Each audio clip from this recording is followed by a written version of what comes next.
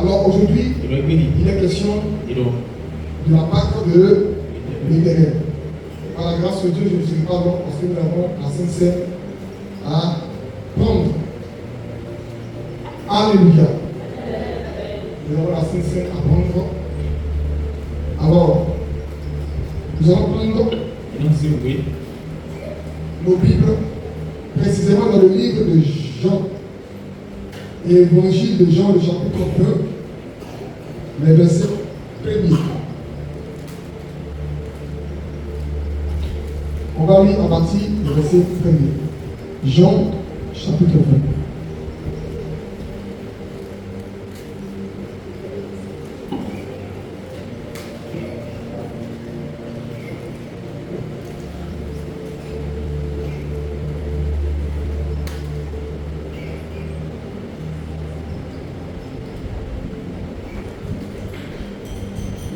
C'est bon?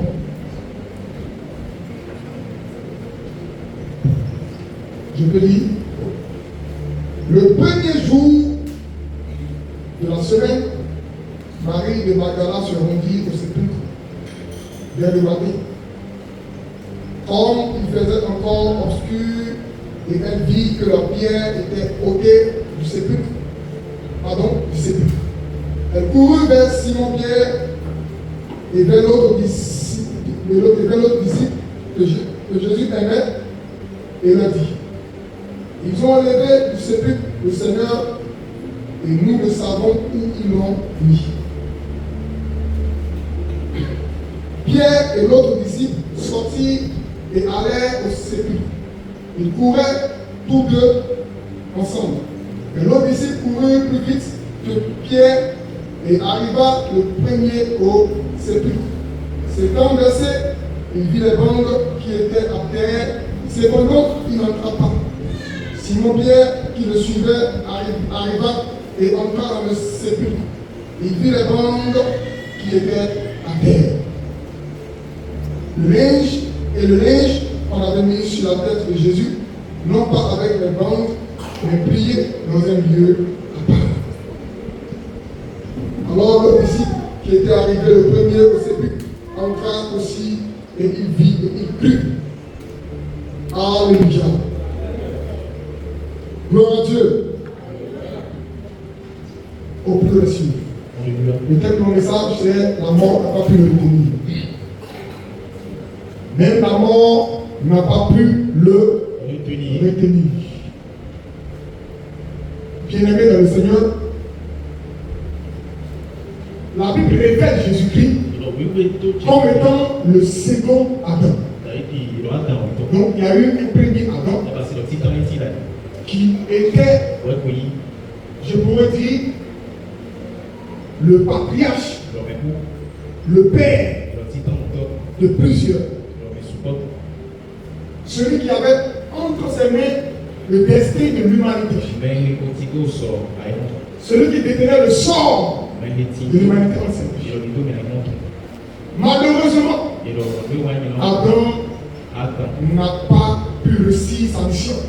Et la Bible dit qu'il a échoué. Parce que il a désobéi à Dieu. Or, Adam était un homme immortel. C'était une personne créée à l'image de Dieu et selon sa ressemblance. C'était une personne sans force. Mais qui a reçu à être séduit. Et la Bible nous dit que Adam a été fait, créé par la poussière de terre. Et Dieu a mis en lui un souffle de vie. Alléluia.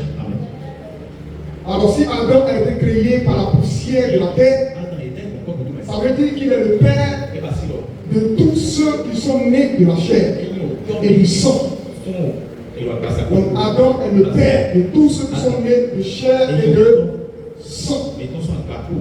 Quand l'Éternel Dieu a constaté que le premier Adam avait échoué, il a trouvé une autre formule.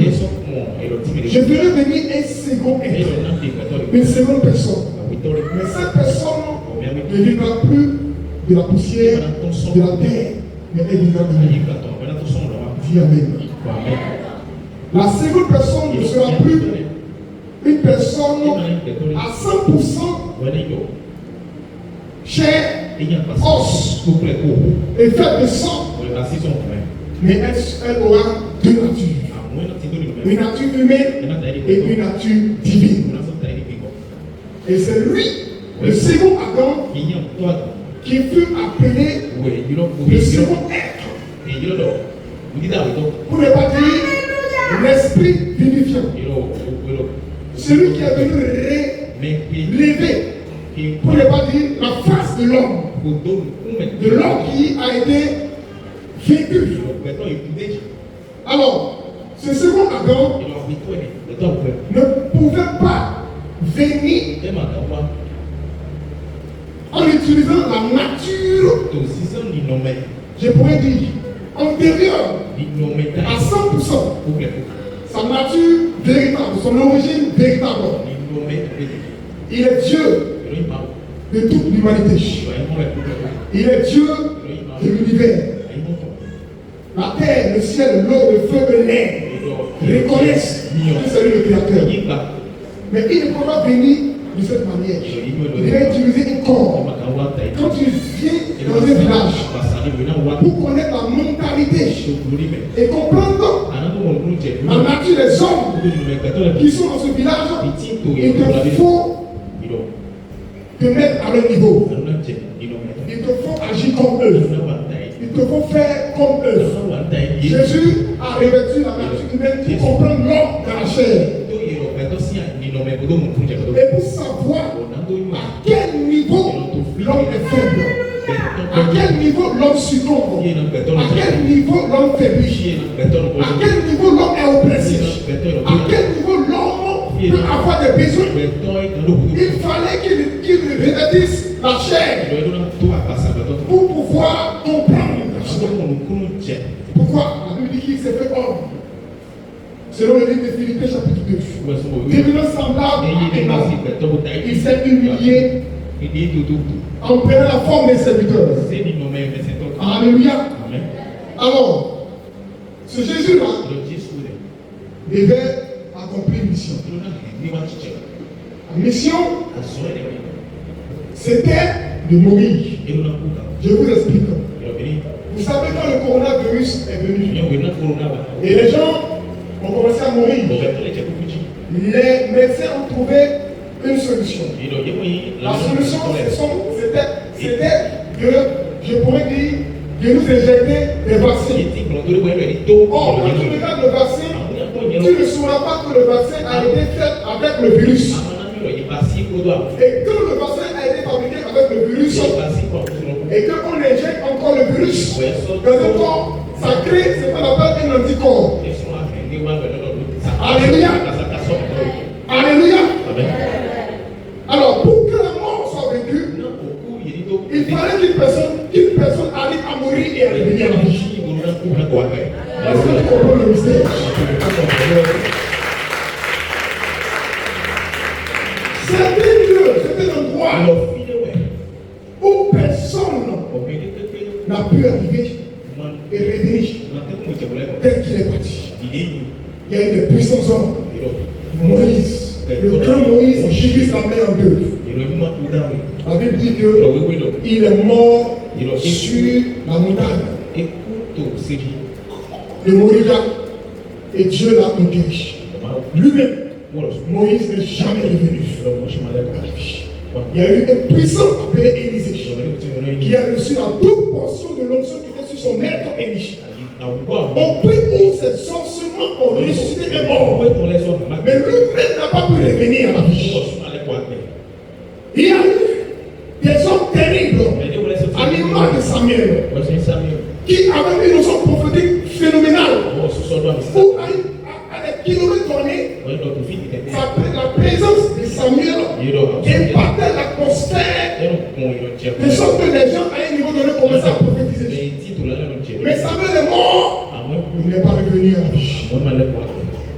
Alors, ni Gabriel, ni Michael, ni les anges, les archanges, les chérubins, les séraphins, avaient cette audace de venir accomplir cette mission. Mais une personne s'est portée garant. Parce que la mission était une mission noble. Ce n'était pas pour venir seulement mourir. Mais il fallait qu'il réussisse à prendre les clés de la mort et du séjour des morts dans les mains de Satan. Parce que s'il réussissait à le faire, le monde entier serait sauvé. Même les saints étaient encore enfouis dans le séjour des morts. Alléluia. Alors la Bible dit que la personne qui devait venir devrait être à l'image, non, même pas à l'image, parce que même un agneau, même la sainteté d'un agneau n'atteint pas, ne peut pas atteindre la sainteté dont on avait besoin. Comme on dit, comme un agneau, c'est une manière de dire qu'on avait besoin d'une personne innocente, une personne qui n'avait jamais commis de péché, une personne qui n'avait jamais commis de mal. Et le Fils de Dieu, Jésus-Christ, fut trouvé digne. Parce qu'il a une sainteté sans pareil. Il a été démonté de par sa vie. La Bible dit qu'on a trouvé aucune fraude dans lui.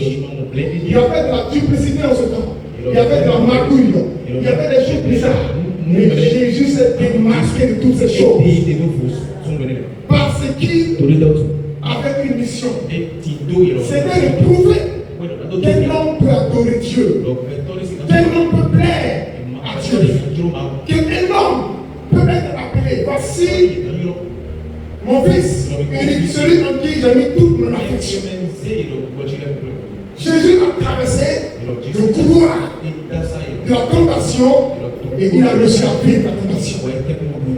Et quand il vainquait la tentation, c'était pour toi. C'était pour moi qui le faisait. Il a traversé ce couloir. Alors, sa mission, c'était d'aller jusqu'à la mort. Il est arrivé là. Alléluia. Un endroit, un lieu où personne n'y est allé et qui soit revenu. Aucun homme n'est allé là-bas. Mais Jésus connaissait le sujet des morts. Il connaissait les compartiments des morts. Parce que c'est lui le créateur. Mais là, il a revêtu la forme humaine. Et dans cette forme humaine, il devait aller dans ce lieu-là. Parce que c'est là-bas que le monde avait été bloqué. Il y avait une tombe qui était dans un lieu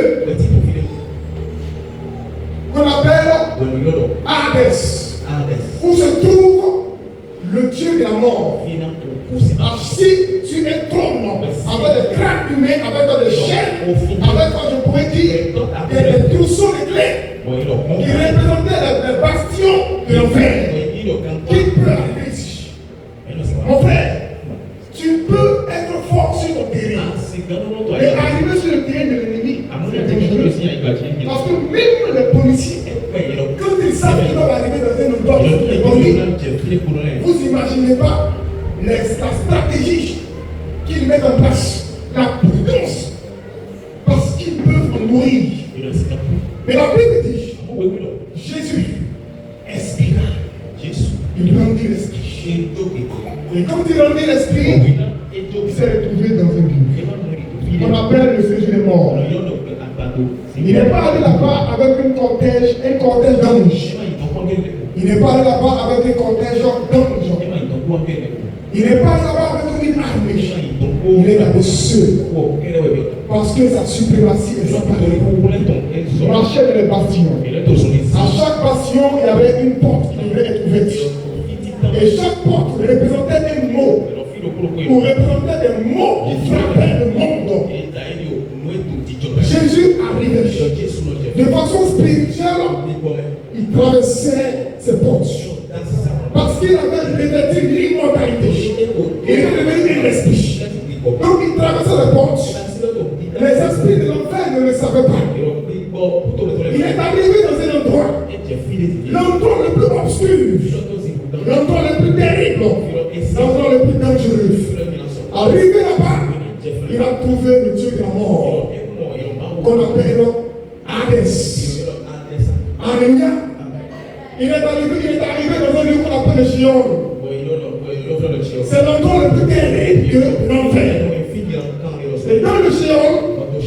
Il y a tout ce que vous pouvez savoir.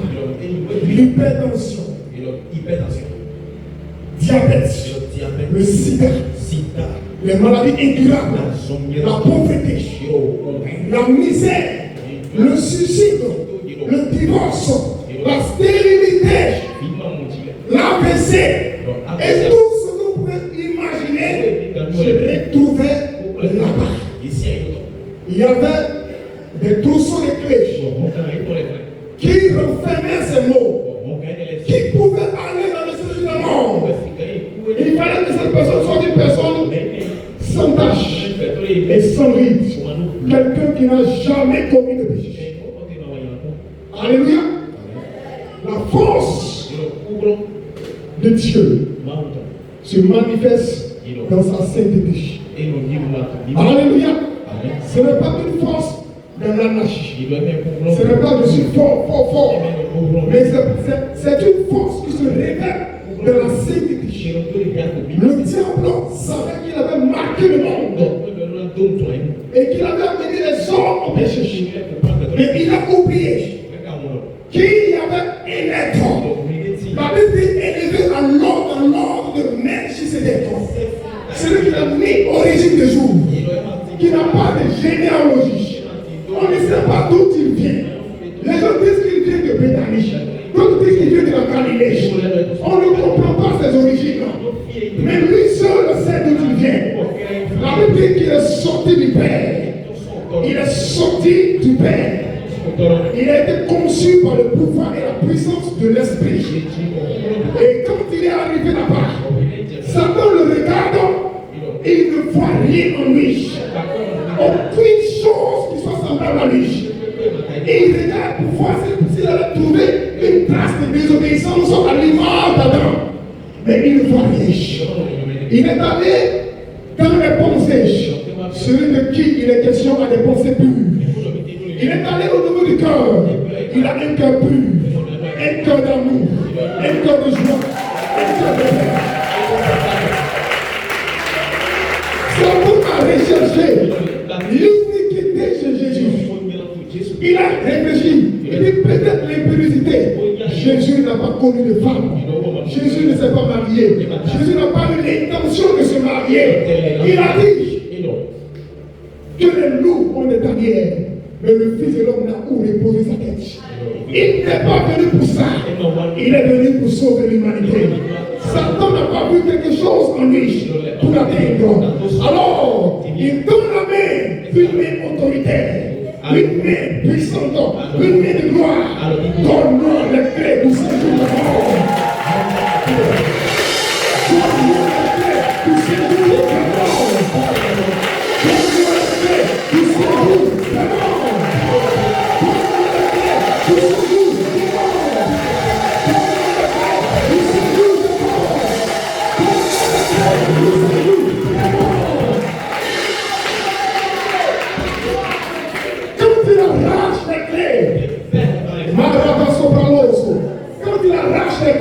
L'enfer commence à trembler.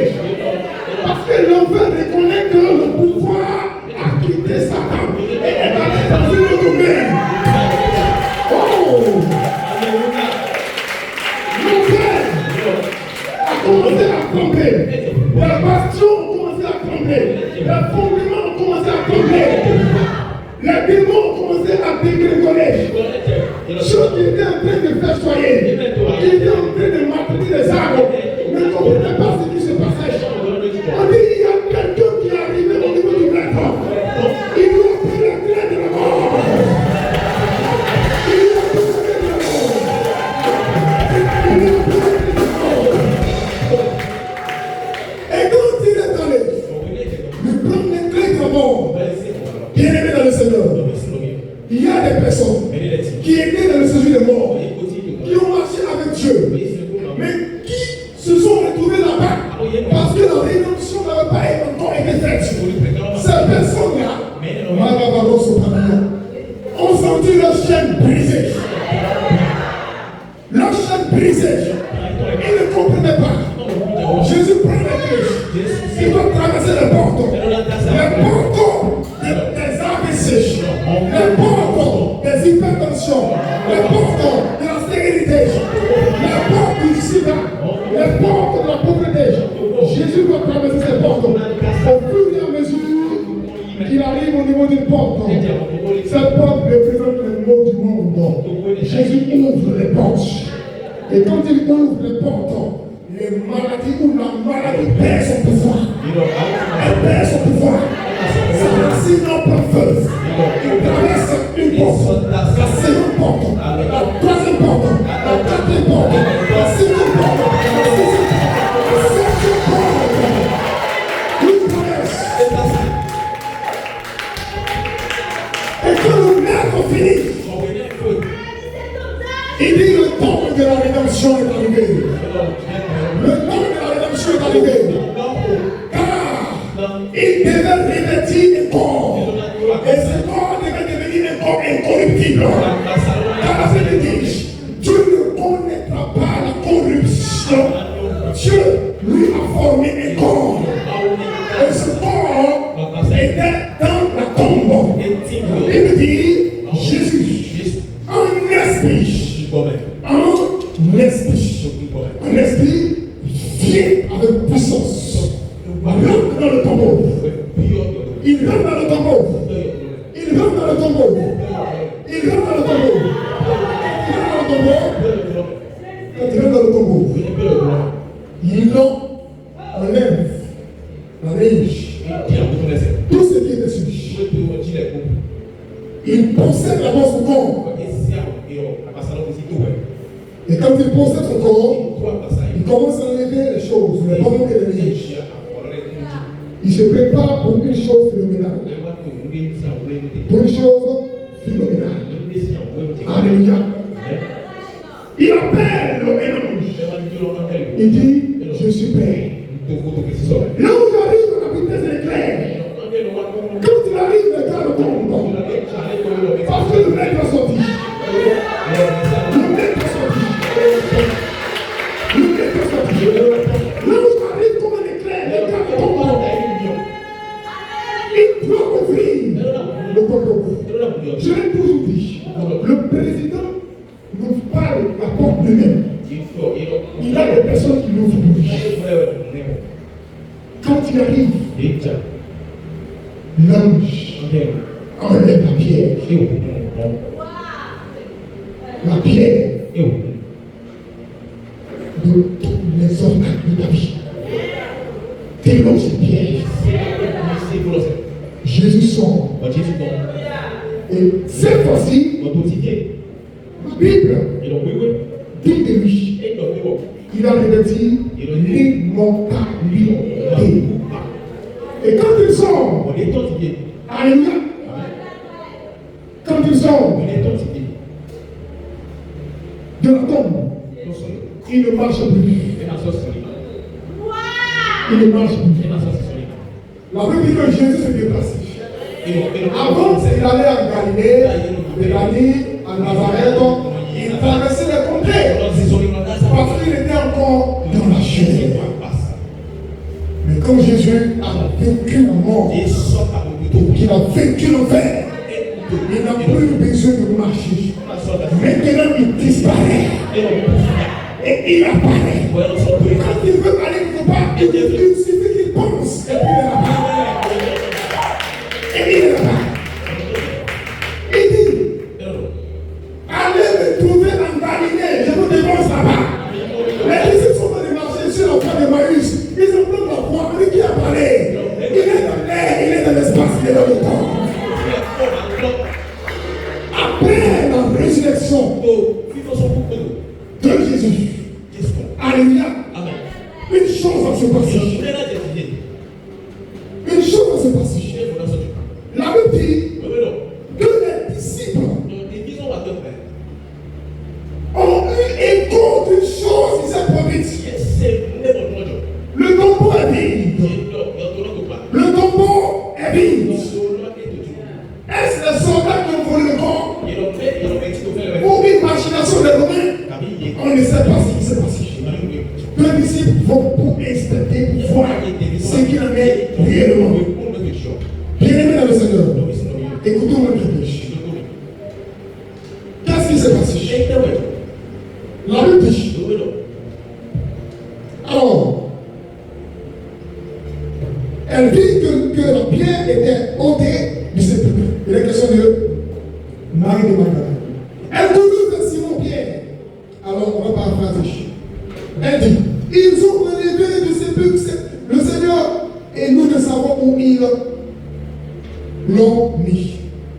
Pierre et le disciple sortirent et allèrent du sépulcre. Ils couraient tous deux ensemble, mais l'autre disciple courut plus vite que Pierre et arriva le premier au sépulcre. Alléluia! Suivez-moi très bien, il y a une révélation ici. C'est un verset, il vit les bandes qui étaient à terre. Cependant, il n'entra pas. Oh! Le disciple qui a dénoncé l'apôtre Pierre, qui devait être témoin de la résurrection de Jésus, est arrivé au niveau de la tombe. Il a regardé, il a vu les bandes de lui, mais il n'est pas rentré. Dis à ton frère révélation.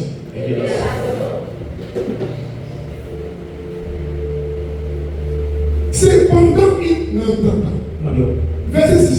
Simon-Pierre, qui le suivait, arriva et entra dans le sépulcre. Et il vit les bandes qui étaient à terre et le linge qu'on avait mis sur la tête de Jésus. Non pas avec les bandes, mais pliées dans un lieu à part. Simon, qui était le second, celui qui avait été précédé par un disciple, lui, il arrive, il rentre. Il voit non seulement les bandes, mais il voit aussi les linges, mais pliés. Et la Bible dit par la suite que quand Simon est rentré, c'est là que le disciple est rentré et il crie. Mon frère, ma soeur, il y a des gens qui vont te dénoncer dans la vie. Il y a des gens qui vont te dénoncer dans la vie. Tu vas croire que cette personne sera plus élevée que toi, plus glorieux que toi. Parce que tu aurais peut-être entendu qu'elle s'est déjà mariée, qu'elle est dans son foyer, qu'il a déjà voyagé, qu'il est déjà arrivé. Et puis tu vas regarder la prison de le commandement.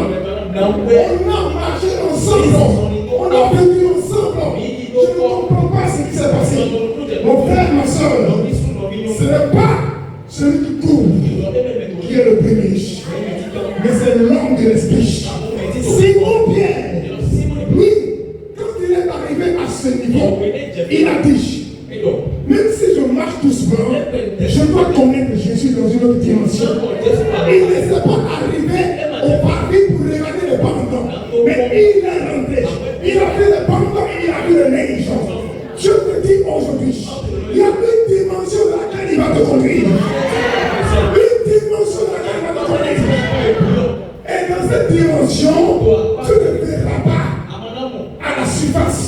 Comme ceux qui l'ont précédé et qui pensent qu'ils sont élevés quelque part, ont vu. Toi, tu verras au-delà de la vision des hommes. Parce que vivre le surnaturel, c'est entrer dans Jésus et connaître ses compartiments. Pierre a vu le bandeau et la légion. Quand il a vu ça, l'onction qui était sur lui a contaminé notre disciple. Dieu va te conduire dans une dimension et la gloire que tu dois contaminer tes frères. Bien-aimé dans le Seigneur, celui qui court n'est pas forcément celui qui arrive. Marche dans ton rythme. Sûrement et certainement. Pierre arrive. Il voit les bandes. Il voit la neige. Il est témoin de la résurrection. Mais il y a des personnes qui sont arrivées à ce niveau. Qu'on connaissait avant. La personne prie. Il fait tout. Mais à ce moment, il commence à faiblir. Le diable le déclare. Qu'est-ce qui s'est passé? Le disciple a senti la peur. Peut-être que c'est un fantôme. Si il rentre là-bas, les choses se passent. Il a commencé à marcher sur le cercle. Le diable l'a jugé. Et le diable a vu qu'il était faible. Il y a une personne qui ne courait pas, mais qui avait l'assurance, qui savait le fondement sur lequel il marchait. Lui, il est arrivé, il a pris. Je te dis aujourd'hui, ne t'arrête plus à la surface, au parvis, va en profondeur. Va en profondeur. Arrive à découvrir les bandes et les linges qui étaient sur Christ. Si tu vois que les bandes et non les linges, ta vie sera limitée.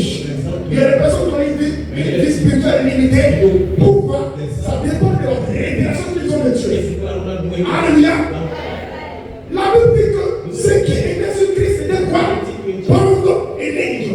Et toi tu as vu seulement quoi? Les bandes. Seulement les bandes. Puis tu n'es même pas rentré dans ta vie spirituelle est limitée. Les choses vont arriver. Les choses vont se passer dans ta vie. Les choses vont te déranger.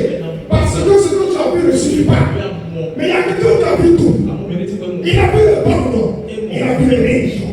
Quand tu les empêches, mon frère, Jésus ne s'est pas trompé sur Pierre. Je te donne les clés de l'année. Tout ce que tu dirais dans le Seigneur, parce que Pierre a vu. Il a vu la souffrance. Il a su que Christ a souffert. Il a vécu la croix. Il a expérimenté la croix en voyant le bandes et les linges. Et Pierre n'est plus devenu la même personne quand il est sorti de ce village. Mon frère et ma soeur, aujourd'hui je veux te dire une chose. Je ne sais pas la tournure de ta vie. Je ne sais pas ce qui s'est passé dans ta vie. Mais je t'annonce une parole. C'est que Jésus de Nazareth n'est pas resté dans la tombe. Jésus n'est pas resté dans la tombe. Et comme il n'est pas resté dans la tombe, ta vie ne restera pas dans la tombe. Jésus est sorti de la tombe avec triomphe. Comme le premier Adam n'a pas pu sortir, lui il est sorti. Quand il est sorti avec toi. Il est sorti avec ta main. Il est sorti avec toi. Et Jésus arrive en Galilée. Comme vous le savez, il rentre dans une maison. Les disciples s'asseyent. Mais lui, il rentre dans la maison en esprit. Il ne frappe plus la porte parce qu'il est devenu comme du vent. Et il dit à tous que le Père soit avec vous. Tous ont commencé à trembler parce qu'ils n'ont pas pu rentrer. Avant, il rentrait, il frappait la porte, il passait par les étapes. Mais après la mort, il n'y a plus d'étapes. Mon frère et ma soeur, le pouvoir de la mort de Jésus-Christ nous conduit dans une dimension où les étapes n'existent plus. Les étapes n'existent plus. Il y a une mort que tu es en train de vivre. Une situation que tu es en train de vivre. Jésus est en train de faire mourir pour te conduire dans ce qu'on appelle l'immortalité. Parce que la dimension où il veut te conduire sera comme du vent. Le vent rentre partout. Le vent n'est pas canalisé. Le vent n'est pas protégé. Le vent n'a pas de limite. Le vent part de cette triomphe au midi. Et le vent à l'accident. Jésus va te faire conduire dans cette dimension. Parce que tu as accepté de mourir. Mourir pour lui. Quelque chose que les hommes te font. On te crache sur le visage. On te persécute. On te dit des choses qui ne sont pas permises d'entendre. Mais tu acceptes ces choses. Tu portes les marques de Christ sur ta vie. On te persécute. Tu portes les marques de Christ. On t'a peut-être abandonné. Tu portes les marques de Christ. Les démons t'attaquent le jour contre tes vies. Tu portes les marques de Christ. Jésus veut te conduire quelque part. On appelle ça la dimension du vent. Aujourd'hui, tu vas à la dimension du vent.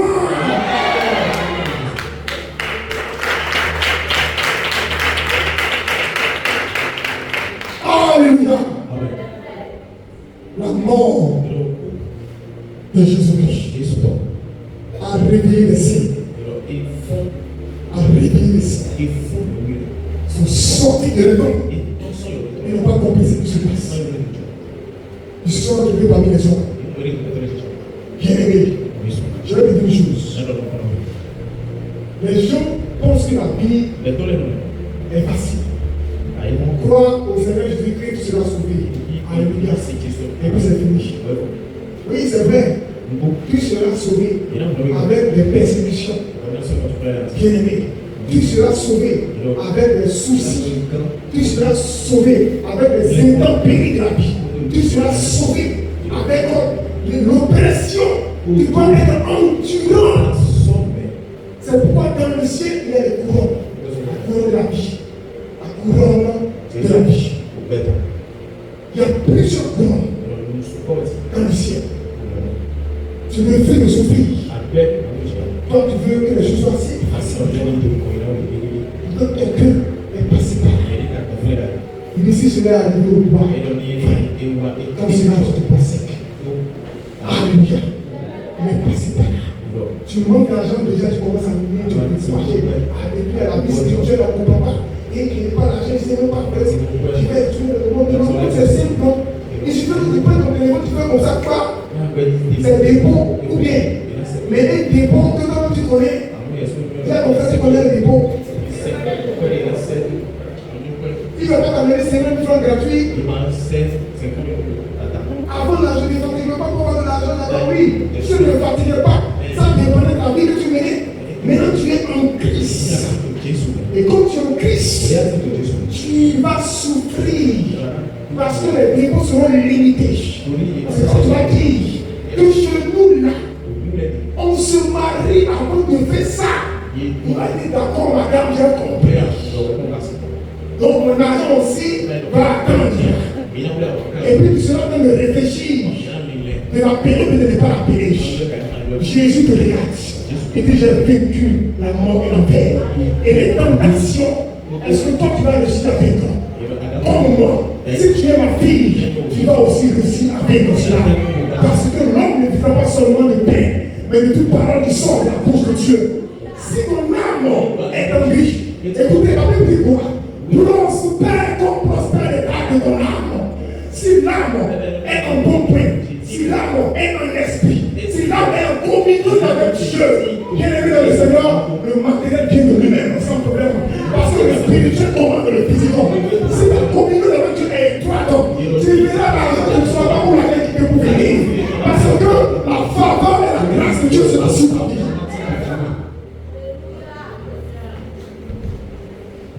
Le problème, c'est de réussir à garder la connexion. Il est mort, il est ressuscité. Je prends les pommes de sa robe et je ne les lâche plus. Même si les gens me disent, en arrière, je dis Jésus. Même si on dit, allez, revenons ensemble, on va faire Jésus. Même si on dit, allons Jésus. Avant, celui qu'on consultait là, on le va Jésus. Oh, ma soeur, on va t'appeler monsieur là, Jésus. Oh, et ancienne copine ou ancien copain, il dit Jésus. Il dit, sois fidèle jusqu'à la mort. Et je te donnerai la couronne de vie. La plupart pouvait dire, il a dit, alléluia, j'ai combattu le bon combat. J'ai achevé ma course. Je sais les plans de libération. Et maintenant, j'attends ma couronne. Et je sais que le Seigneur, le juste juge, le accordera. Alléluia. Tu penses que la vie est facile, la vie spirituelle? La vie spirituelle, facile dans ce monde où nous sommes. Comment vivre de la sanctification, rester fidèle à Jésus-Christ? Comment conserver la gloire de Dieu sur nous? Ce n'est pas chose aisée, mais ce n'est pas impossible. Car il dit, la grâce de Dieu te suffit. Que l'Esprit de Dieu est disposé à toi. Si Christ est mort pour toi et qu'il est ressuscité, il me dit de ne plus le crucifier. Qu'à chaque fois que tu retournes aux choses que tu as volées, tu crucifies davantage Jésus-Christ. Tu le ramènes encore sur la croix. Alléluia. Que la grâce soit sur ta vie. Que la grâce soit sur ta vie. Aujourd'hui, je prie pour ta vie. Que la puissance de la mort de Jésus-Christ te rachète. Te rachète. Te rachète. Alléluia, Safaros, Supania. Que nous l'avons reçu. Jésus. Jésus.